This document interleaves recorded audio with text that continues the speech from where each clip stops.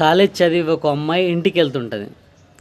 మధ్యాహ్నం దారిలో ఒక అబ్బాయి, ఒక 7 years అబ్బాయి, అన్నం పెట్టి వెళ్ళు అక్క, లేట్ అవుతుంది, నేను 2 days నుంచి అన్నం తినలేదు అని చెప్పి ఇబ్బంది పెడుతుంటాడు. తను వెళ్ళడానికి ఎంత ట్రై చేసినా నాకు తినిపించడానికి, తినడానికి ఏదో ఒకటి పెట్టు, వెళ్ళు, పెట్టు, ఇప్పించు అని చెప్పి బతిమాలుతుంటాడు. తను ఇక తన్ని తప్పించుకోవడానికి సరే ఏదో ఇప్పిద్దామని చెప్పి ఇప్పిస్తుంది అనమాట. అన్నం పెట్టిస్తుంది. తను తినేంతసేపు నిలబడి అక్కడి నుంచి మూవ్ ఆన్ అవుతుంది.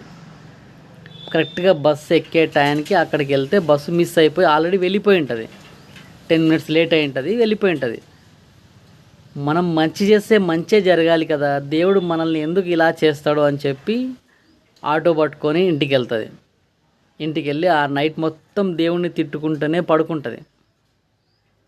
నెక్స్ట్ డే రోజు మార్నింగ్ న్యూస్ పేపర్ చూస్తే తను మిస్ అయిన బస్సు యాక్సిడెంట్ అయి చాలా తీవ్రమైన పరిణామంలో చాలామంది దెబ్బలు తగిలి ఉంటారు.